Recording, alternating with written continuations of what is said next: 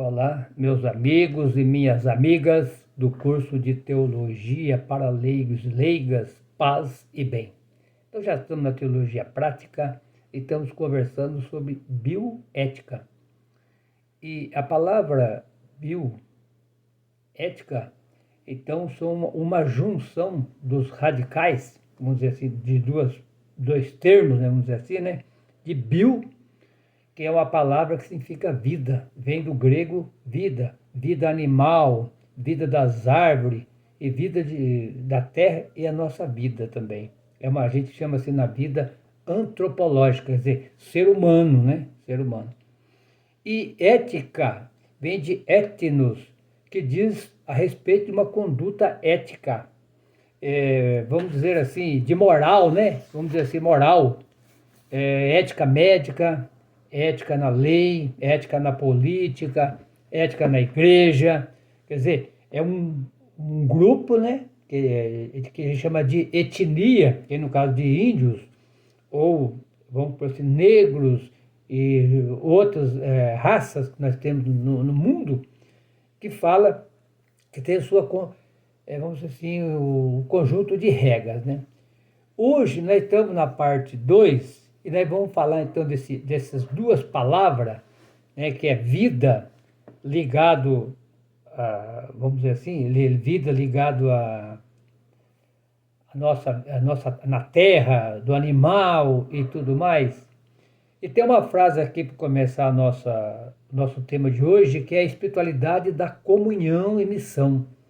Que nós estamos falando de bioética, tem isso na ciência, mas nós estamos falando olhando para o lado da teologia. Deus, olhando para o lado de Jesus, para o lado da igreja, para o lado da espiritualidade. Então vai dizer da espiritualidade da comunhão e missão. Nós estamos estudando bioética para quê? Para aprender o que é a nossa missão, a nossa comunhão, a nossa espiritualidade. Aí tem uma frase aqui que está no Evangelho segundo Marcos, capítulo 10, versículo 45, olha lá. Porque o Filho do Homem não veio para ser servido, mas para servir e dar vida própria. Olha que beleza? Dar própria vida como resgate de muito. Então veja bem, nós como leigos e leigas, né, ministros e ministras da Eucaristia, da palavra, da pastoral, nós somos leigos. Leigo aqui, que a gente chama de leigos na igreja, é todo aquele que não é padre, e nem é diácono, e nem é bispo. São pessoas que tocam essa comunidade para frente. Que nem diz o Papa Francisco. O padre tem uma paróquia lá com 30 comunidades, e tem lugar que tem até 40 comunidades, muito grande na zona rural, por exemplo. O padre pode estar em todas as comunidades no final de semana? Não, é impossível. Tem lugar que o padre passa uma vez por mês, às vezes consegue, mas nem todos. Porque vamos por 30 dias, cada dia ele vai numa comunidade, é 30 dias. E o sábado e domingo tem que ficar na paróquia, então vai dar menos. Deu 14 comunidades, fica sem missa durante o final de semana do mês. Agora, você que é leigo, leiga, você que é irmã, freira, eu também, então o padre não pode estar em todos os lugares, mas nós pode. Por quê? Porque nós somos 100, nós somos 90, nós somos 400, então nós pode. Visitei uma comunidade uma vez na Amazônia, que o padre tem que andar de barco um dia e meio para chegar na comunidade. Ele sai, por exemplo, meia-noite para chegar lá de tarde do outro dia. E lá, ele dorme lá na beira do rio, e pega um cavalo, anda mais 80 quilômetros. Uma vez por ano que ele vai lá. E olha lá ainda, batiza as crianças, vai tudo lá, consagra a Eucaristia. E como é que ele vai vir? A não ser que tenha helicóptero, mas a igreja não tem helicóptero para ficar viajando para qualquer lado, e nem ele tem lugar de pousar o helicóptero lá. Então cabe àqueles leigos que moram lá, aquelas irmãs, tocar essa igreja para frente. Então é bom nós pensar um pouquinho, por exemplo, como é que é a nossa igreja católica, como é que ela é organizada. O Brasil foi descoberto no ano 1500, né? Do ano 1500 até 1889, que foi a proclamação da República, a Igreja Católica era a igreja da coroa portuguesa, né? Os portugueses que estavam debaixo do Império Português que diziam o que a igreja tinha que ser feita. Eles nomeavam bispos, eles nomeavam padre. Já que, aliás, o padre não podia casar nessa época, mas aquele que tinha um dom ia ser padre. Qualquer lugar, não precisava estudar, não estava nada, decretava, que nem hoje. Chama lá a pessoa, você quer ser ministro da Eucaristia? Faz uma preparaçãozinha lá de 2 horas e manda. Hoje até que melhorou muito mais, até isso mesmo, ministro da Eucaristia, tudo, mas antigamente, vamos dizer assim, né? Você é catequista, sabe ler e escrever, mora no fim do mundo, tem uma Bíblia lá, ou sei lá, um papel que a igreja passa para ele, ele lê aquele papel para catequese para as crianças. Que hoje em dia valorizou muito mais. O padre é a mesma coisa. Era um clero não sofisticado, não tinha estudo. Mas graças a Deus, graças ao Espírito Santo que toca essa igreja para frente, no primeiro Concílio Vaticano I, em 1860, a igreja tomou uma decisão. Nós já estava chegando perto da proclamação da República. Agora a igreja não vai mais ser dominada pelo Império Romano, pelo Império Português. Ela sempre foi pelo Império Romano e Império Português. Agora a igreja vai cuidar da sua própria vida, vai obedecer ao Papa. E dali para frente, o cara que quer ser padre agora vai ter que estudar. Estudar o primeiro grau, o segundo grau, teologia, filosofia e tudo mais, como é hoje. Porque todo mundo sabe que no dia 15/11, né, de novembro de 89, que foi a proclamação da República. Bom, com toda essa caminhada de igreja, a igreja ela foi caminhando, né? E em 1930, por exemplo, as mulheres nem podiam votar, né? Depois começou a votar. Em 1940, a primeira mulher a tirar carta de motorista. E a igreja foi avançando nesse trabalho com os leigos e as leigas, que a igreja foi se organizou a CNBB, que é a Conferência Nacional dos Bispos do Brasil, que foi formado em 1952. Dom Helder Câmara, que puxou todo esse trabalho aí. Para mim já é um santo, viu? E com esse aí o trabalho foi evoluindo, o trabalho dos leigos da lei, que veio o Vaticano II, daí, 100 anos depois, né? 1962. E de lá para cá, meu irmão, você e eu somos grandes responsáveis pela formação de nossos leigos e leigas na igreja. Claro que a palavra bio significa vida, né? Vida no sentido antropológico, do animal, mas para nós tem 2 palavras gregas que diz a vida. Vida no sentido biológico, que é bio, né? E temos vida no sentido teológico, que nós estamos falando de espiritualidade da comunhão e missão. Essa vida, na Bíblia, chama Zoe. Então, o grego, ele especifica nomes. Por exemplo, nós fala amor, para nós é genérico, né? Bom, agora, no grego, o amor ele tem 4 definições. O amor de amigo, o amor de irmão, amor de irmão e amigo é igual, o amor de marido e mulher, para cada um dá um nome. E o amor de Jesus, que é o amor HP, é o amor de mãe, que dá a vida pelos seus filhos. Então, o grego especifica muito. Então, o caso bio é bio, vida, animal, antropológica. Zoe, vida espiritual. Isso está lá no Evangelho segundo João, capítulo 5, versículo 24, que diz assim: você não vai ser, quem acredita em mim e segue as minhas palavras, não terá julgamento. Você já vai direto para a vida eterna. Muito bem. E agora nós estamos falando, então, dessa missão de servir o povo de Deus dentro da igreja. Servir o povo de Deus como homens e mulheres leigas. O Papa falou agora, e vai falar no meio da Bíblia, está uma frase que vai sair lá. O padre, ele não pode estar lá em todas as comunidades, ele não pode estar nas periferias dos bairros, mas você está lá, você mora lá, você dorme lá, e lá você pode levar a palavra de Deus. Lá você pode levar, ensinar para o pessoal, porque a palavra de Deus não é só rezar, não é só ler a Bíblia, não. Vamos dar um exemplo aqui, a pastoral da saúde. A pastoral da criança ensina a mãe que está grávida como se cuidar, ir no posto de saúde, ensina como tratar das crianças, amamentar as crianças. Olha que o trabalho é reconhecido do mundo inteiro pela ONU. A melhor pastoral do mundo é a pastoral da criança e da saúde, que cuida da nossa saúde, como alimentação. Muito. E o Papa fala também de uma espiritualidade que não serve. Né? Ele está falando de bioética, está falando de espiritualidade e missão. Uma espiritualidade que não serve é uma espiritualidade de ficar só rezando e louvando a Deus. Só isso. Claro que isso também precisa, e é importante. A gente louvar a Deus, ir na igreja, bater palma, não tem problema nenhum, é gostoso dançar para Jesus, dançar para Davi. Mas, ao mesmo tempo, participar da pastoral da criança, da pastoral do idoso, da pastoral da saúde, da pastoral da comunhão, da pastoral da mulher marginalizada, da pastoral da terra.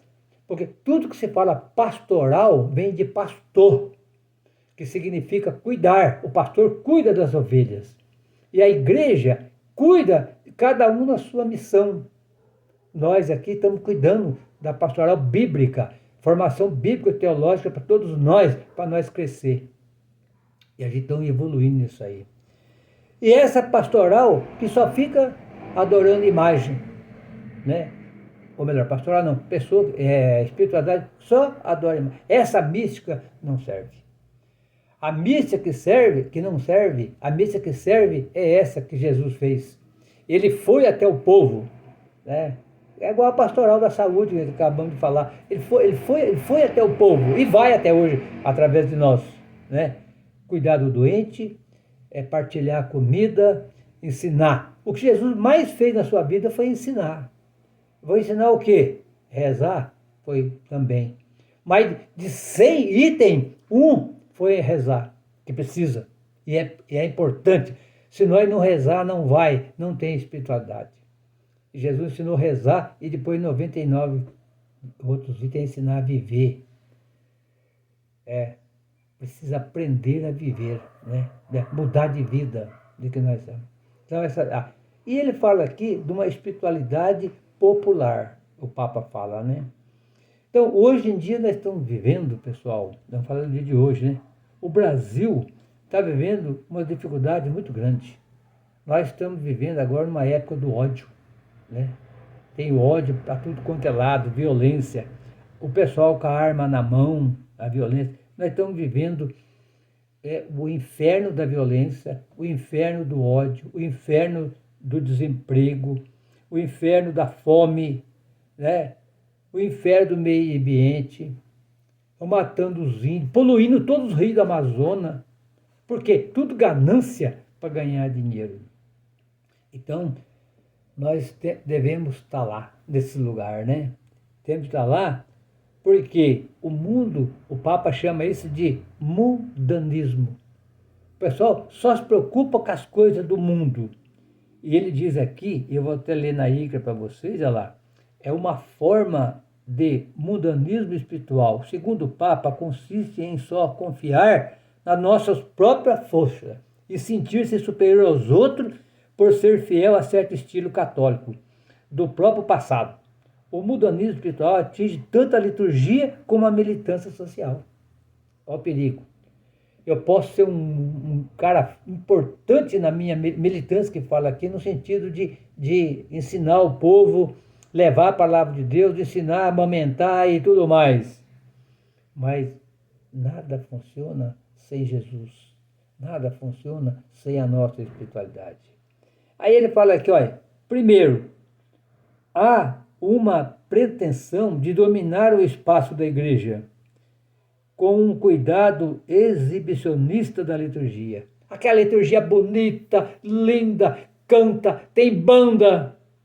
Todo mundo, que beleza. Mas o homem, mas as crianças estão morrendo lá na periferia. E daí?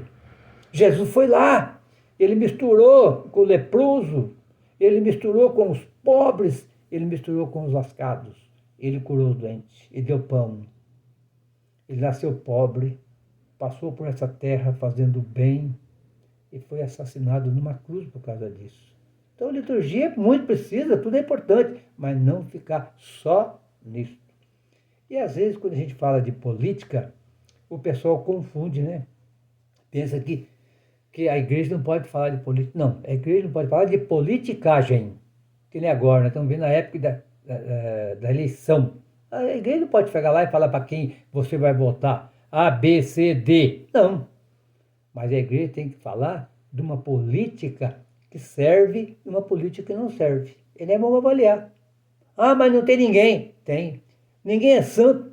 Ninguém é santo. Se for procurar um homem santo, uma mulher santa para votar, você não vai votar.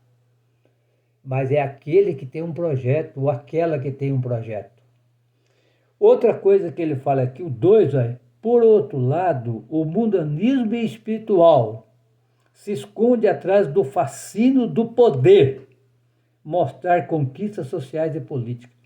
O cara mostra aquelas coisas lindas para nós, né? As conquistas políticas e tudo mais. Eu fiz isso, fiz aquilo, mas será que isso está resolvendo mesmo?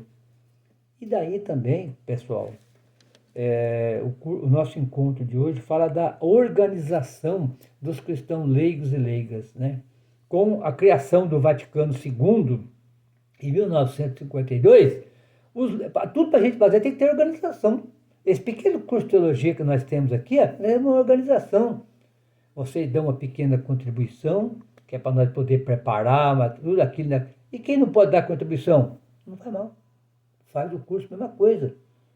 A consciência é de cada um. Eu tenho aqui R$ 100, ou eu tenho 500, eu posso partilhar um pouquinho. Não, mas eu não quero partilhar. Não tem problema. Deus é que sabe do seu coração, do meu. Não tem problema. Vai o curso, mesma coisa.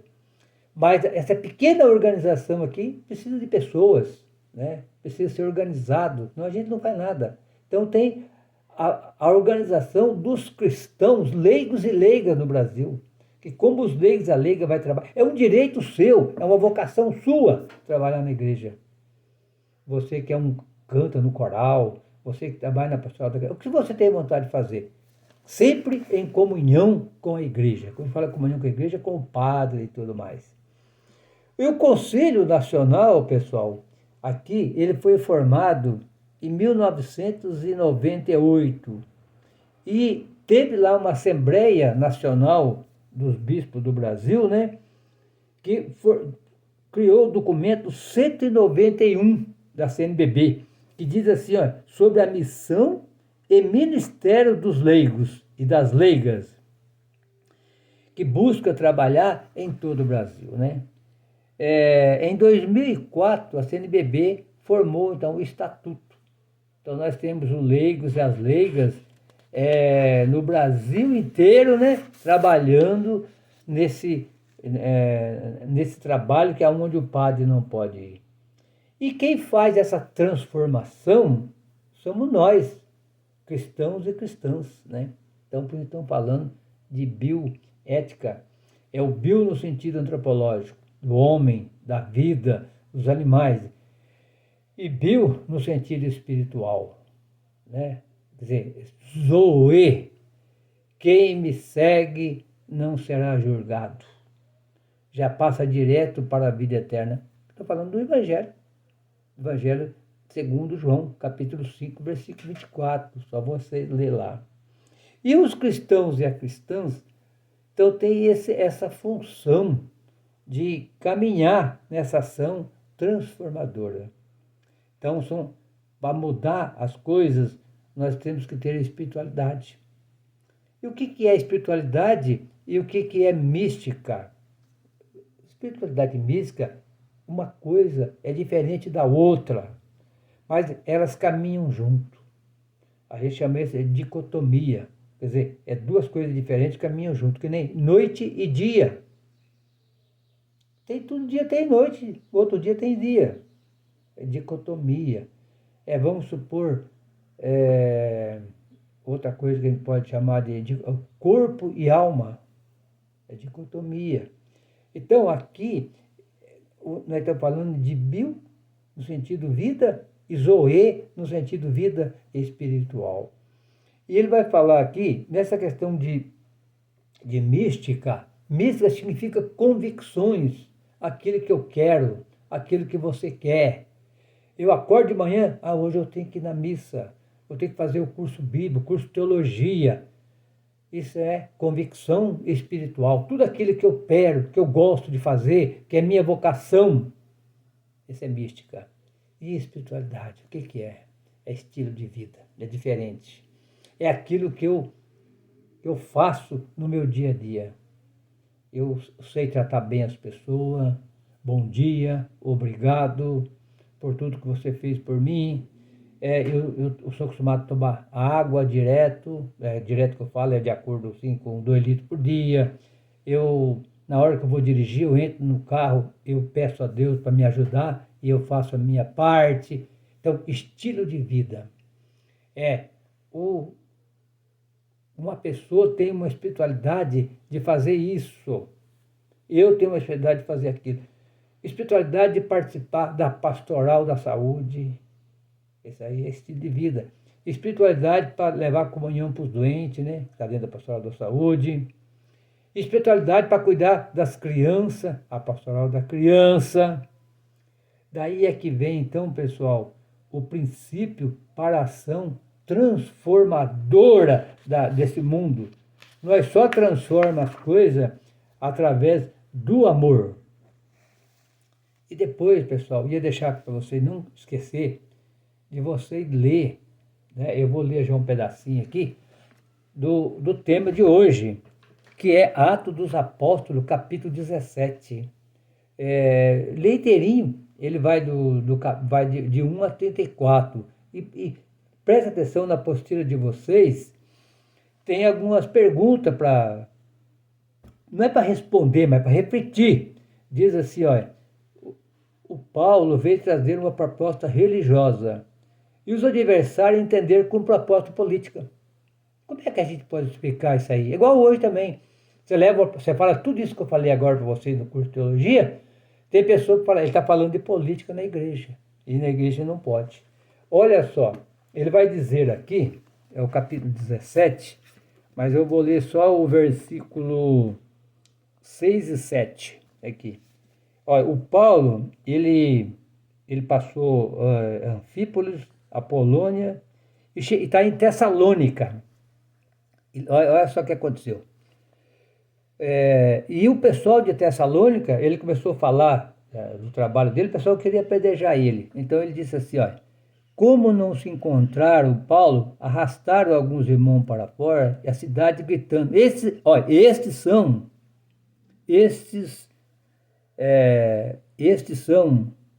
que estão provocando desordem do mundo inteiro e chegaram aqui também. E Jasão deu hospedagem para ele. Todos eles agem contra os decretos do César, afirmando que existe um outro rei chamado Jesus. E naquela época, dizer que Jesus era rei, o rei era o César. Então, todo mundo começou a mudar para o lado de Jesus. E o César é imperador. Então, tem um outro rei que não é mais César. Então, vamos bater nele, vamos matar ele. Ele teve que fugir de lá, porque estava falando que o rei era Jesus, não era mais César. Então, como entender isso? Leiteirinha lá, pessoal, que nosso tempo aqui já acabou. Depois o Paulo vai lá no Areópago, né? O que é? Areópago é um lugar onde se reuniu o conselho de Atenas, lá na Grécia. É um lugar importante, onde dava os grandes discursos, né, naquele tempo. Lê tudo direitinho lá e depois a gente vai conversando. E você que ainda não inscreveu no nosso canal, inscreva lá no nosse canal, manda esse vídeo para um monte de gente, porque é importante que seja evangelizado, não por causa de mim, por nós que estamos estudando teologia. Então, um abraço a todos, que Deus sempre nos abençoe e nos guarde. E agora, no próximo encontro, já vamos começar a falar da pastoral urbana. Terminamos em nome do Pai, do Filho e do Espírito Santo. Amém. Até o próximo encontro, se Deus quiser. Inscreva lá no nosso canal. Um abraço a todos vocês.